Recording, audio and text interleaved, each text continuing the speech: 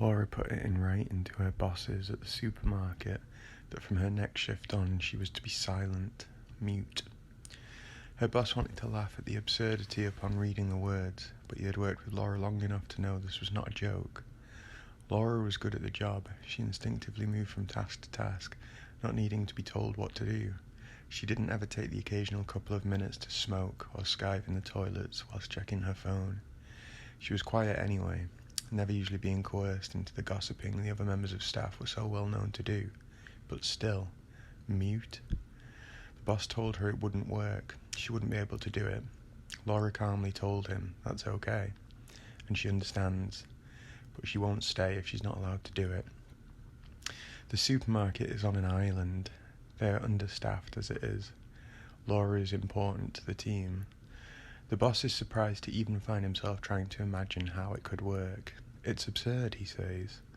Laura smiles. She says, "This company have just started telling us how we are the most important thing they have. They want to celebrate all of us for what we are. They want us to be ourselves." The boss interrupts.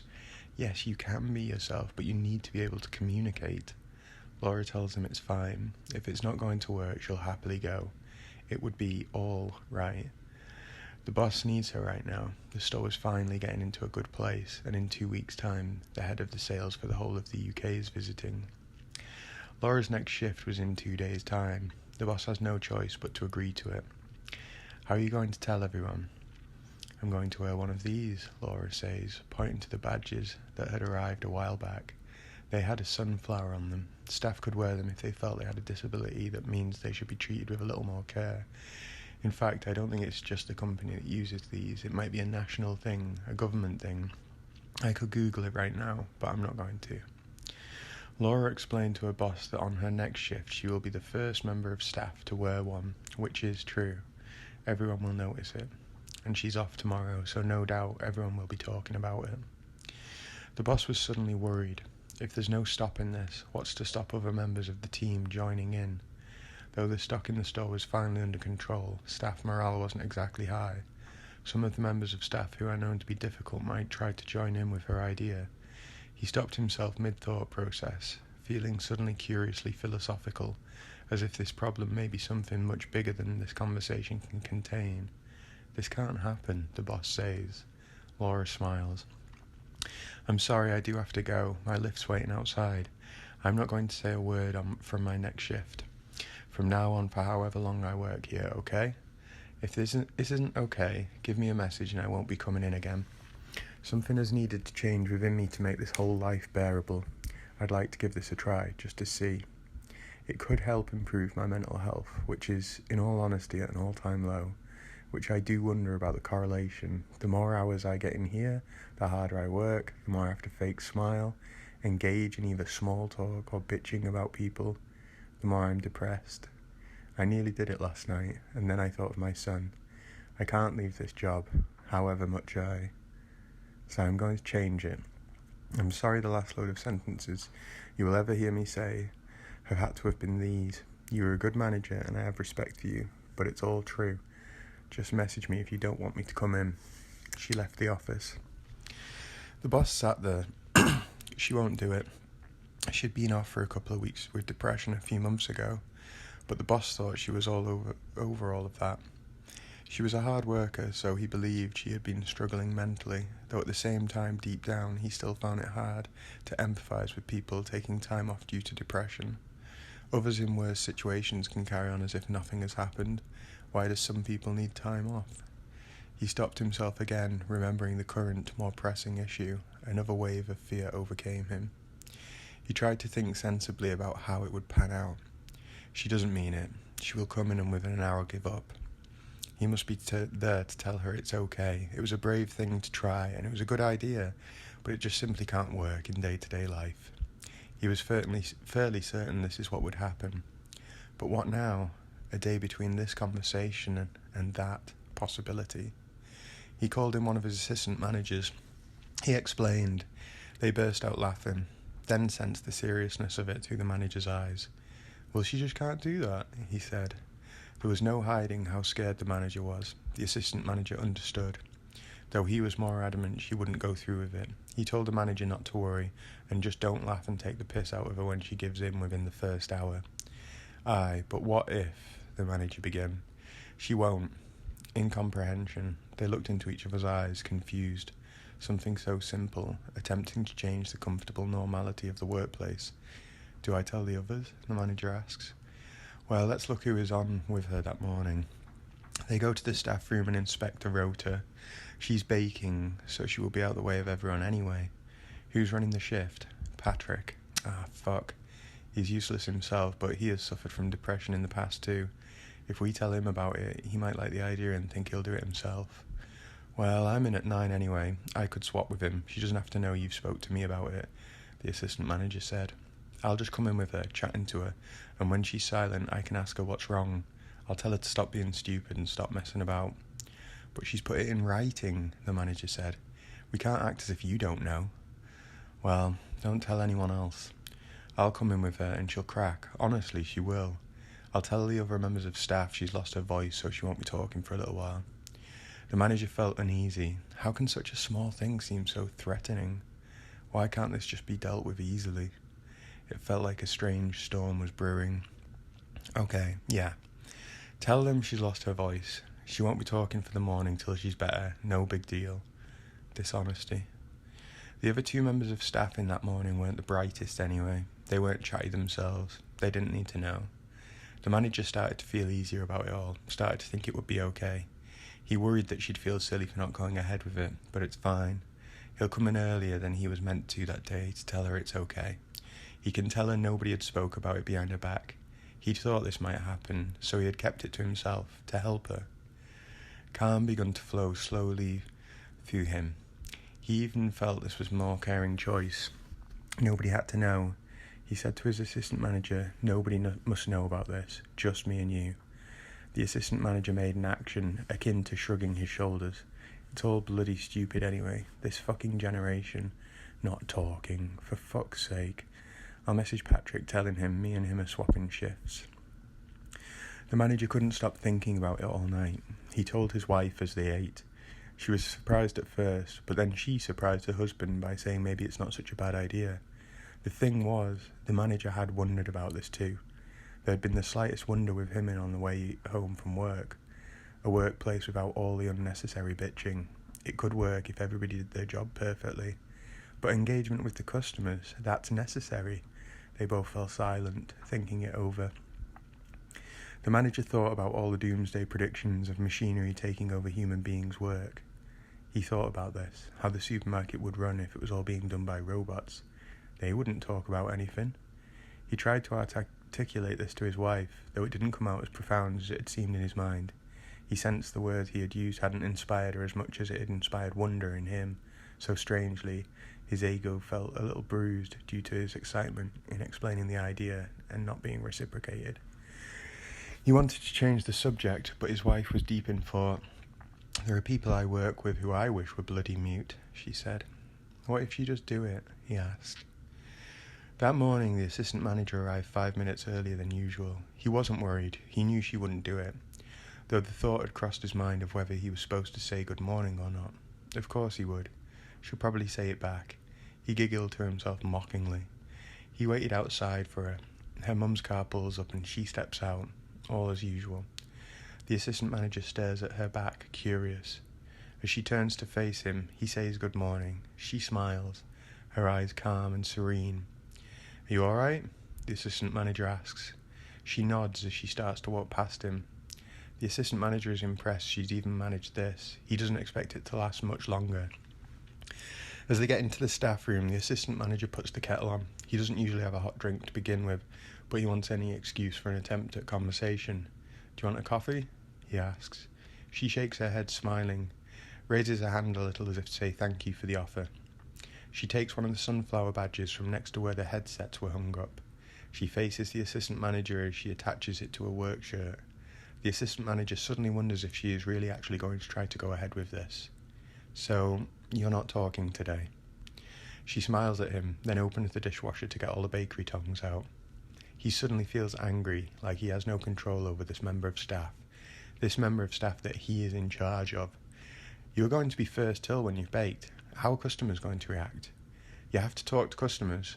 She pulls out a small laminated card. It's my choice to be silent just now. I wish you well and hope you can be understanding in this decision. Peace and love. She turned the card over. On the reverse, in a much bigger font, in bold, was the words, "It's just the baskets." The assistant manager couldn't help but burst out laughing. It was a strange, lovely moment. Not for the first time, the assistant manager realised how attracted to Laura he was. She took the bakery tongs and started walking out the staff room. "So you're just going to show people that card when you're on the till?" he asked. She nodded, smiling, then headed to the bakery. The kettle boiled and no hot drink was made. The assistant manager texted the manager, bit worried. She might actually do it. Just after he'd pressed send, the other two members of staff came in laughing together. "Morning," the assistant manager said. "All right," one of them said. "Morning," the other. "Look, guys." Both of them fell silent, staring at him. "Laura, she's not speaking today." "What?" Both of them exclaimed, looking into this assistant manager's eyes to see if this was a joke, then looking at each other. "Yeah, I don't think it will last, but she's got this little card that says she's not going to talk." "What, ever?" one of them asked. "Well, who knows," the assistant manager said. Confusion was growing. The pair laughed and started saying how weird it was that they might do it. Those words made the assistant manager freeze involuntarily and shut his eyes. Jesus Christ, he thought. He had now shared some of the fear his manager had had 2 days earlier. Just get to work anyway. One of you on fruit and veg and one on chill. Both of you should be done by 8. Right, go on, it's past 6 now. They hurried out the staff room laughing about Laura. The assistant manager's phone chimed. He took it out his pocket and saw the message from his manager. "I'm coming in now." He arrived 10 minutes later. The assistant manager explained about the card. The manager stormed out the office saying she hadn't said anything about a card. Nope. In his anger, this seemed to be a useful little new development to discipline her for. He wasn't thinking straight and so hadn't questioned how she was going to let customers know without some kind of aid. He marched to the bakery, wanting to put a stop to all this madness. "Good morning, Laura," he said. She turned and smiled warmly at him. "Look, what's this card business?" She silently held it out for him to inspect. No, we can't have this." He turned it over. He was too angry to find it funny. "We didn't agree to this, Laura. Nope, I'm sorry. I know I didn't text you, but it can't happen. Sorry." Laura's eyes stared at him peacefully, open wide as if wanting to see if this is the definitive decision. "Fuck's sake, Laura, just talk to me right now. Be civil. It's not going to work." Laura starts taking off her bakery gloves, nodding her head. "Laura, say something." She smiles and hands him the bakery plan for that morning. As she goes to leave the bakery, the manager pleads with her. "Laura, we do need you." She looks back sympathetically, still smiling, and shrugs her shoulders.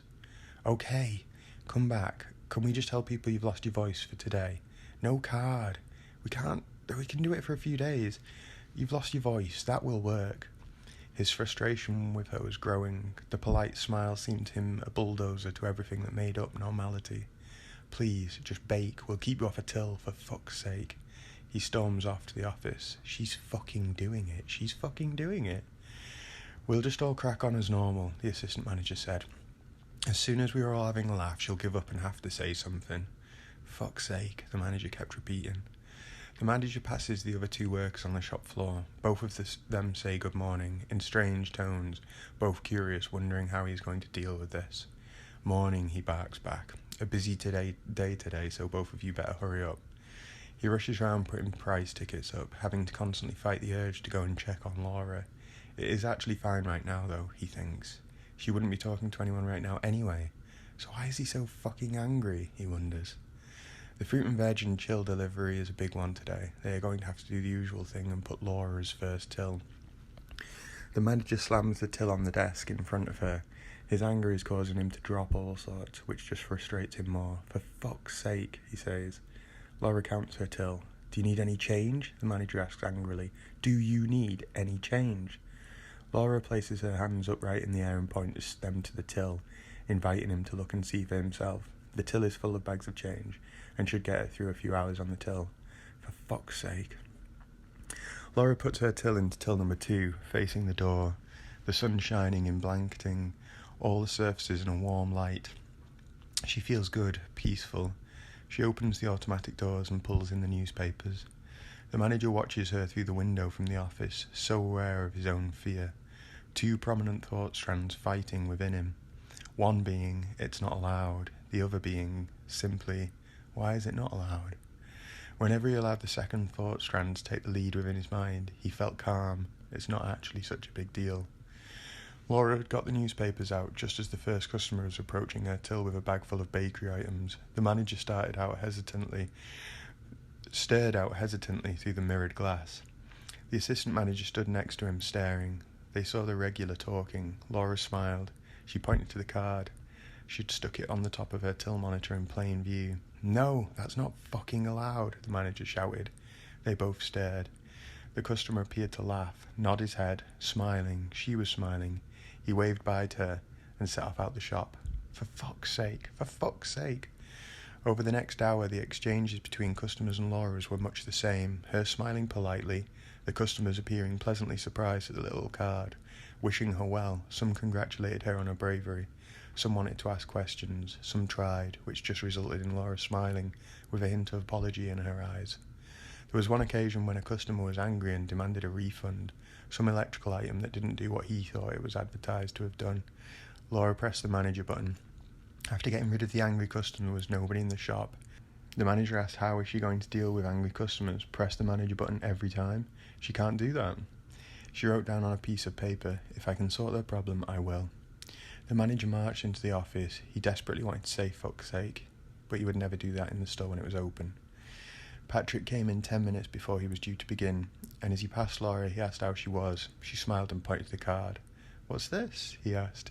He looked at her stunned, also in awe. "Laura, that's a brilliant idea. What's the manager said?" "Oh!" He burst out laughing, realising the stupidity of his question. She laughed. He walked into the staff room, wondering if he could do it. As he was taking his coat off, the manager walked in, telling him, "Before you even think about it, no, you cannot do it." "Well, how's she done it? Seems a great idea to me, never having to talk shite to annoying customers again." "No, you are not. She's not going to. I'm just letting her do it this morning. She's got a sore throat." "Oh, does she? I thought she was doing it permanently." "No. Why does nobody want to talk anymore? What the fuck is wrong with everybody?" The island is small. The regular customers all know each other. Before long, word had spread that Laura was choosing to remain mute. Customers just smiled and wished her well. Patrick knew her voice was fine. He wondered, from the shop floor, working the ambient, he texted her, "This is so amazing. I'm happy for you. How did you do it?" "Put it in writing. It feels great," was her reply. Patrick knew he was to go home for dinner that day. He was going to type up a letter explaining his decision to be also mute.